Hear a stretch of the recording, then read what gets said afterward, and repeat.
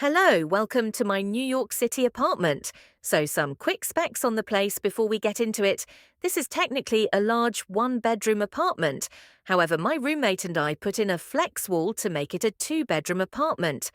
First thing right off the entryway, we have this very large communal closet. My roommate is actually out of town, so it's empty right now, but that's the first closet, and it's a big one. Next, we have this table. We're all about functionality in this household. This one doubles in size. We move this into the kitchen if we have extra people over to play drinking games, things that kids get up to.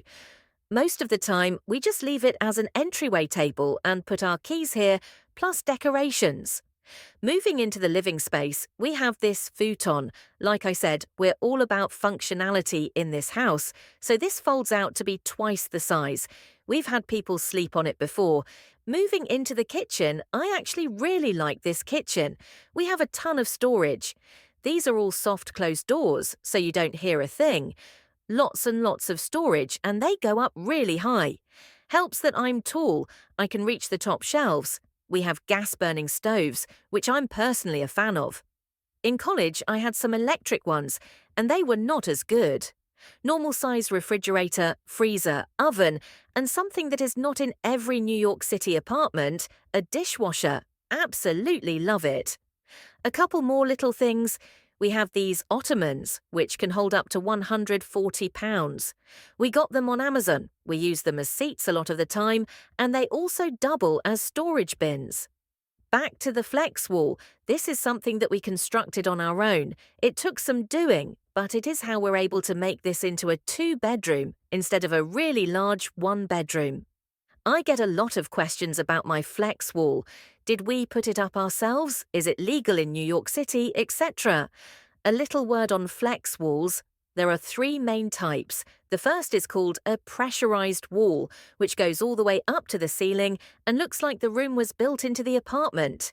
These are still installed without screws or nails, so they won't leave marks when taken down. Second, there are partial walls, which are similar but don't go all the way to the ceiling, stopping about a foot short. Not the best for privacy, but they have many use cases. Third, bookshelf walls, which are freestanding bookshelves that create separation and sound insulation.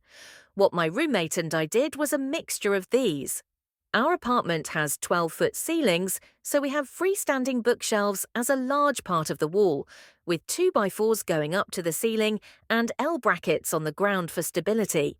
We also used pinkish-purple foam core material for soundproofing and added cushiony material between the foam and walls.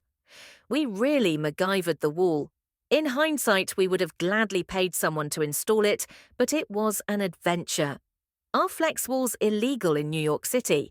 It depends on the building. To install a pressurized wall, your landlord needs proper permits and a certificate of occupancy. Always check with your landlord or leasing agent beforehand.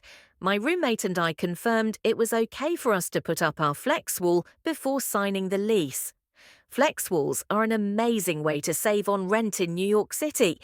Let's go into the first bedroom. This is my roommate's. She's out of town, so it's completely empty. It's very sizable. We compromised on having a smaller living area for this large bedroom. The flex wall originally had a pink foam colour, which helped with soundproofing. Since this was originally the living space, there's no built-in closet, so we used bookshelves for storage. The view here is amazing. It's on a corner, just like my bedroom. In the hallway, we have one of New York City's biggest luxury amenities, laundry in unit. It's not common here, so I absolutely love having it. Next is another large closet that my roommate uses as her main closet. Moving into the bathroom, we have a vessel sink, additional storage, nice lights, and a heater for chilly days. It's nice to let light into the hallway when the privacy blind isn't down.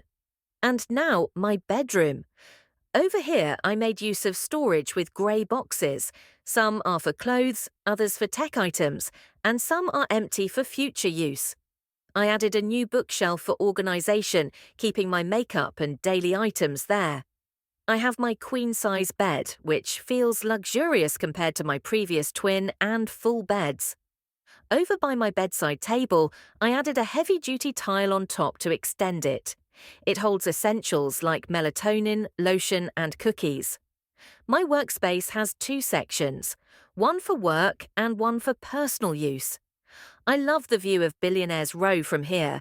There are a few pops of colour, like flowers and plants around the room. I also added small accents like marble tiles for design consistency.